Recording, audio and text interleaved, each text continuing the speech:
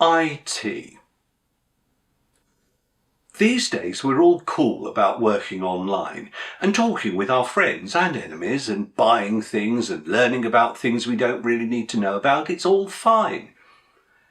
Except, of course, you can't really get started until you've registered and set up an account with an ID and a password.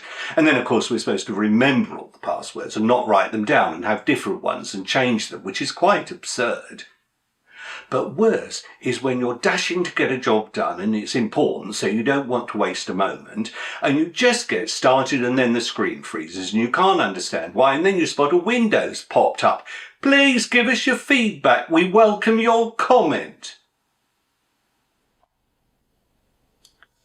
I hate going into my email with all that junk, like for restoring hair and losing weight, for things that I'm too polite to talk about, and other things you have to wonder what they're for. Then, of course, there's all the emails, which isn't junk, but you wish it were, but it isn't, so you've got to read it. Watching cabbages grow would be less of a bore.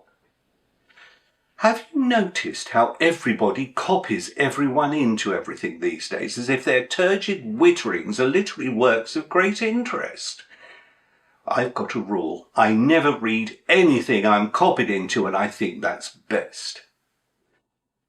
Then, of course, there are those emails which are the result of people pushing return and forward, and you end up with an interminable chain of bollocks which parades under the name of a thread.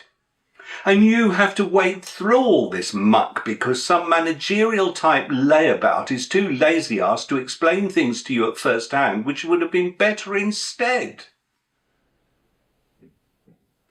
Software companies have a small team of people who spend their time improving the quality of our experience. They seem dedicated to leave no stone unturned in their quest. They're known as the updating team. Their job, once you know where something is to move it to somewhere else where it can't be seen, or to prioritise reorganisation over recognition, or a new colour scheme like faded green on green.